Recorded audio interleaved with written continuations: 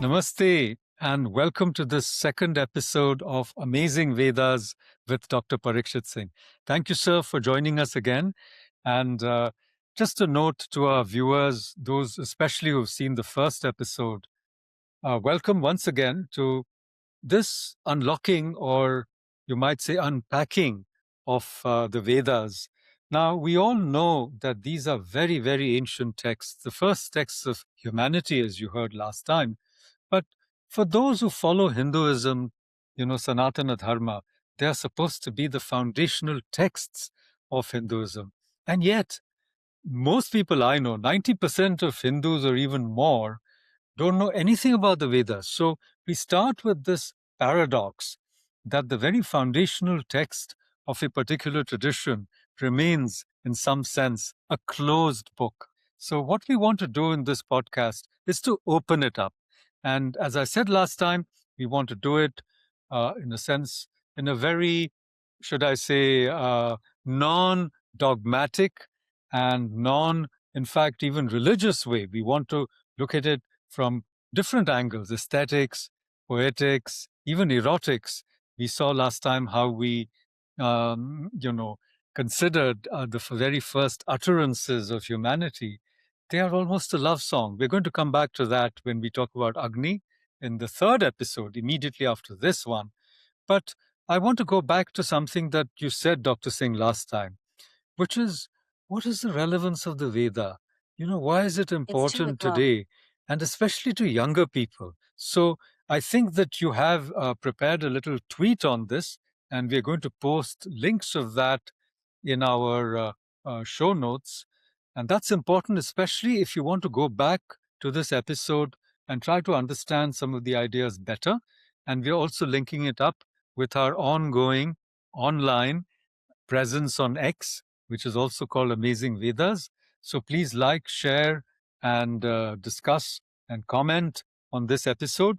So over to you, Dr. Singh. Would you like to please read that tweet that you prepared? Yes, yes. So just as an aside, I'm using X as a literary medium, almost like a personal uh, journey and diary. So as thoughts come, as some new inspiration, insights come, I put them out there and the limit is there. So it's almost, think of it like this is your limit, like a short story, short, what we call. And so this is all we can say. So you have to pack it all in. It has to be simple. Hopefully it will be simple, but it's also, sometimes it's funny, sometimes just uh, kind of a kind of a teaser, and so hopefully people will like it. So the tweet was, who is the Veda for?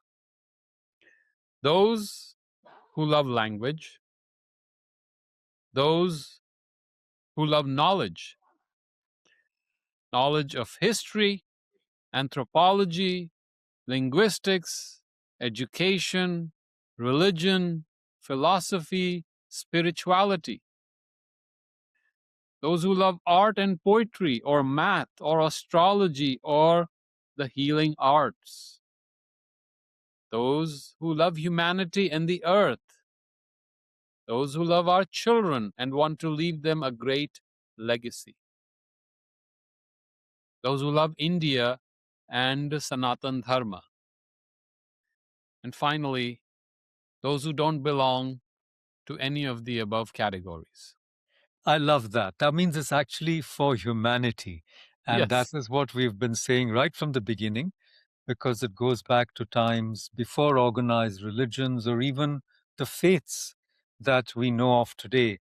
It goes back to times before nations. So, though we talk about India and, we know that the Vedas, are the sacred texts of Indians, even so, the Vedas go back to times before there were any countries. In Yes. fact, before there were civilizations the way we understand them. And therefore, I think it's very important to remember that they represent what may be called species wisdom. And Yes. they're not the only texts. Sri Aurobindo talks about many other traditions which also have a kernel, a germ of this species wisdom that is, in a way, applicable for all human beings. So I would like us to briefly discuss all these categories? Yes. Yes. Maybe in reverse order, those Yeah. who don't belong to, and I've already hinted why why they are for all of humanity. Yes. Would you like to add to that? Why are the Vedas relevant to all of humanity? So there is the Veda is kind of a meta text. You know what a meta text is? It's when a text becomes conscious and starts reflecting on itself, right? So people do metafiction, or nowadays it's very common modern uh, arts. Writing is very focused on this kind of hyper awareness, hyper acute awareness of oneself while writing, and in the writing the awareness is there. The Veda is very aware of the entire process of the creation of itself, and it walks you through it. It's very interesting how it is probably our first metafiction in a very qualified way. But when we go through it, not only is it describing something, it is also describing the process through which you can have the same understanding or experience of that insight or that knowledge. And that is very beautiful. That is why I say it belongs to everyone. But people like me who love languages, the arts, poetry, we love that. We live it. We love T.S. Eliot, we love Borges, we love all those situations, abstractions, and yet realism that goes beyond realism, like magic realism. Those who love that would absolutely adore the Veda. Those who have an open mind, if you are willing to look at different possibilities in literature. In literature, we love when one image has multiple meanings. We're not stuck with one interpretation forever. This is it. This is all they thought. So to be able to go back and say, this is our DNA. These are our forefathers, my grandfathers, grandfathers, grandfathers, and their lineage, that this is how they thought, this is how they felt. And you see, the concerns are probably almost like those of today. The situation may have changed, still the same concerns: death, evil, darkness, falsehood. And then if you go to certain sections of the Veda, you'll be interested in knowing how to gamble, how to heal your wife, how to make your wife love you. I mean, that would be very fascinating, right? So And it's a combination. What you're trying to say, it's a yes, combination of what we might call magic, yes, chants, yes, spells, but yes, also, the incipient ideas of technology, how to manipulate nature, how to yes, understand nature, yes, how to explore this world, this beautiful world, the natural world, you know, of trees, of plants, of wind, waters, rain, the thunderbolt, the sun, the moon, all these natural objects. So, in other words, I mean, we are seeing a layered composition where, for those who were doing the karma kanda, who still, as it were, do Vedic rituals, these were meant to empower them in the real world. And then, as you said, they have a spiritual component. If you want to understand who you are, then, and your nature, and your connection with the cosmos. Because, see, all of us are born with this curiosity. Who am I? Where did I come from? Where am I going? You mentioned death. Yes, the ever present reality of death is something that none of us can get away from. The Buddha also saw a corpse. So, in other words, the Vedic texts, as you're telling us, are very, in a way, this worldly. They are about things that we need, you know, for example, vehicles, food, getting from one place to another, accomplishing ends, as you said, getting your wife to love you, healing people. That's very important for all of us, as we all know, and getting things done in the real world, which we today work on with software, with engineering. So it's about those things, and yet it's about deeper concerns. And as you said, it's a meta text, so it works at many levels simultaneously. You yes, know, nowadays it doesn't. You hardly ever see texts which are so layered. Because one particular text usually serves one particular purpose. And then you also told us something really important, that, those who love literature, those who love language, will profit by looking at the Veda, because the Vedas are very rich literary texts. But so going down the different things you mentioned, uh, they are the texts of humanity because they teach us how to live. You said good and evil. So we call that axiology in philosophy, right? Philosophy is about, epistemology, how you know things. It's about metaphysics and ontology, which is the nature of things.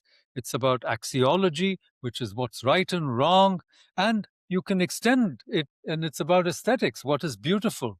So, what is true, what is beautiful. And the Vedas are about all those concerns, and they're all packed, as it Yes. were, in zipped files. So, you've got to sort of unlock Yes. them, and you've got to engage with them. So, they're a challenge to the human mind. So, now, Dr. Singh, you also mentioned something very important, linguistics, because Yes. it takes us back to the Western, so to speak, discovery of the Vedas, when philology, the study of words, origins, etymology, grammar, became so important in the late 18th century, when Europeans and Indologists like Sir William Jones, who were also colonial administrators. William Jones, as you know, was the judge of the Supreme Court, the British Indian Supreme Court, which used to sit in Calcutta.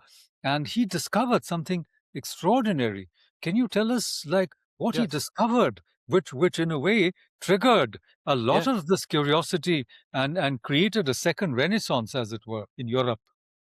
Yeah. The discovery of Sanskrit and especially the Vedas really crystallized modern linguistics. And when William Jones was looking, not that it wasn't known before that, but he elaborately described, and he actually, the first word of the Veda, Agnim, he compared it with other words in Latin, ignis, and I think ungnis in other Lithuanian. And then, of course, we know in English we use igneous and ignite. But he also went to words like mata, mother. And the root sounds of mother are spread across the Indo European languages. All of us are very familiar with the m sound for our moms, mom, amma, Mater and Pater. mater and mater, right? Mom, amma, mata, matri, even matrix, words like Matrix. matrix, they're all coming from the root word for which in Sanskrit means that which is a completion, that which is fulfillment, that which is also the end. And so that was a great discovery. Then the pa sound, the pater, pita, papa, vader, all these again connected in the Indo-European languages. And he wrote a famous Patria, paper. patriarchy, Yes, patriarchy. patriot, Yes, patriot. all these words. Similarly, mortality, in Spanish you would say mortir, and in Yes. Sanskrit you will say mrityu, and in Hindi you will say Mrit. maut, mrit, Yeah, Maut, right? Mrit, Maut. Yeah, Mrityu. yeah. So all these words come back, and so we see that these languages are connected, and that's where they started moving from words to a smaller.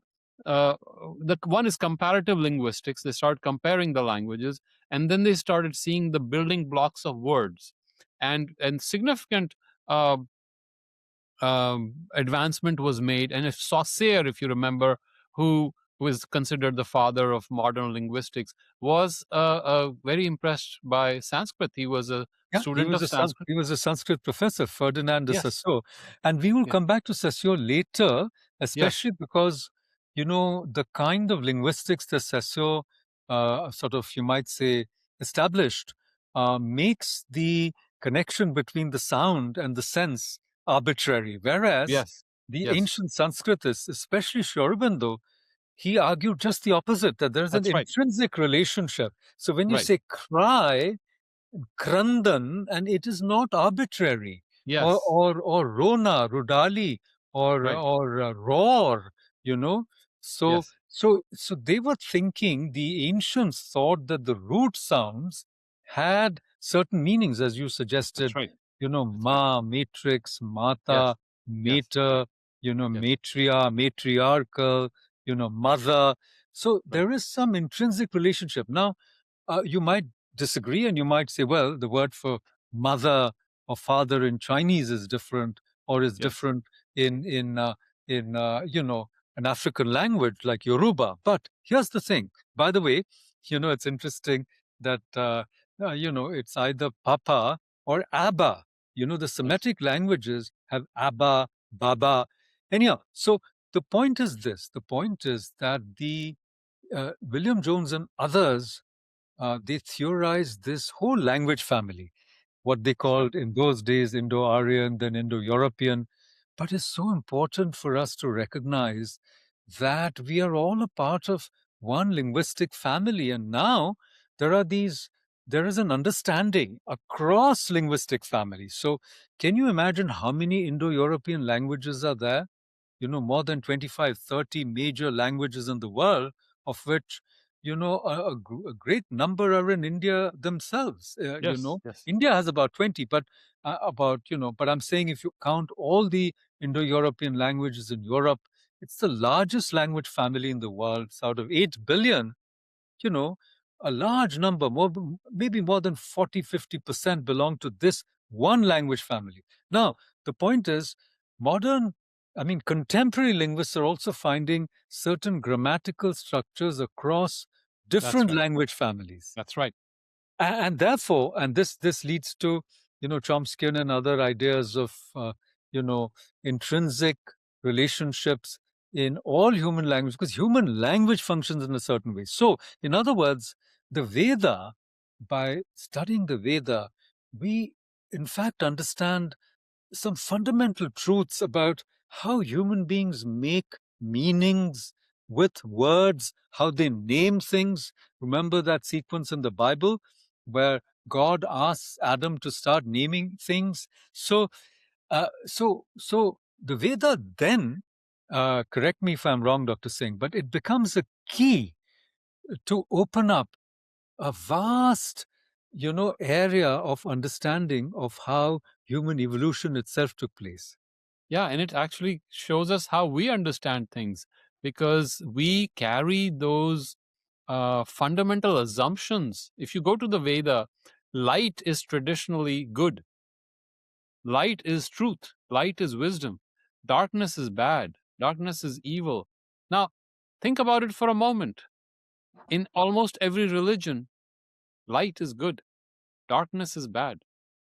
We take it for granted. However, if we go back, why is light always good? Well, maybe they felt safer at that time. Light morning, maybe the colors of the sky, they were active. Maybe the dark was dangerous. I do not know. We can only surmise. But this theme, this almost kind of a motif, carries through every religion. You can see the impact. So there was something that connects not just our words, something that connects the meanings we have behind our words, even the archetypes that we carry in our subconscious. So it is a very, and you will see the comparative mythology which has been studied later, and structuralism. You will see how the massive work that is the Veda, first of all, it's itself a massive structure, but how it is connected to the bigger structure of humanity itself and how we think and our consciousness, what we carry. So Exactly, again, exactly. I just yes, wanted to add that because of philology, and then you said rightly comparative religion, and then comparative cultures, comparative literatures, people like G.S. Fraser, who wrote The Golden Bowl, yes, they found these connections, you see, of, for example, the nature king who dies every winter and is reborn. So these patterns across civilizations, across yes, languages, yes, across religions, yes, like even the death and the resurrection of Christ. We've just had Easter, and if you look at, very traditional, or very, you might say, I don't want to call them fundamentalists, but people who deeply believe in Christianity, they will say that without resurrection, you can't have Christianity. And that resurrection, that idea of resurrection, of death and rebirth of nature as as Fraser showed in the Golden Bough, is something that is all pervasive, and you see it in these cycles of the seasons, ritu, rhythm, and why it was so important.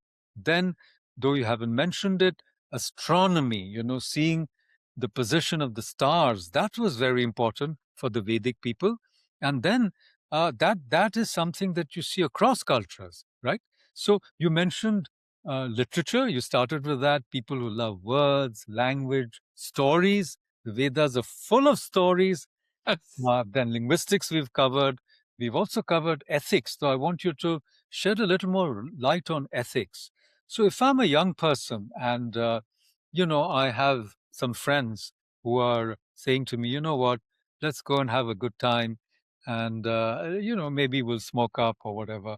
And I hesitate because I come from a family where we don't take kindly to such experimentation, let's say. And then someone says to me, you know what, your ancestors, wow, they were doing the somaras and so forth. So what would you, what would you say? There's a whole section of the Vedas. I Yes, think it's the sixth ninth, or seventh, ninth ninth book, maybe, which is entirely on uh, this. dedi- dedicated to trying to harness this special whatever substance we talk Yes, about. You're a doctor. I'm sure you encounter people who have substance abuse. So you said Vedas is a guide to good and evil, to conduct. Can you throw some light on that, sir? yes. So eventually, there is an order to the universe. That's what the Veda says. They call it the rhythm. And the rhythm word carries through even today in our language when you say, this is right, or I want to be righteous, or the rite of passage, right? Even in anatomy, we have the rectus abdominal. So when I go to the gym and people are doing their crunches and building up their six pack, well, that's what it is. It's the rectus abdominis, which rectus comes from rhythm. Rhythm is the order. Just like you get up in the morning, you expect the sun to come up. In the evening, you're tired, you want to lie down. You have a clock. It has an order. It has its own timing, and you expect the evening to happen, and then the dark, and then you can withdraw and retire. So there is an order to the universe. There's a hidden intelligence. It is not inert. It is not dead. We are an intimate part of the universe, and we reflect the universe. We are what you may call in modern physics holograms of the universe. We call it the pinned und. This is the egg of the smaller perception, or we see it as a name and form. This is a small egg, and then the egg of the whole universe. Brahma und. Und is egg. But when we look at it, the whole universe reflects in us. We can see the levels, the layers, the dimensions of the universe in us. If we start understanding ourselves, we start discovering this rhythm, this order. And if we can discover this rhythm, it will guide us, this inner intelligence that we all have, it will guide us to the right way, just like it guides the universe. Now, the ethics are always towards more light, towards more knowledge. That which gives you more knowledge is the right thing. That which makes you wiser, that's the right thing. That which gives you immortality. Think about it.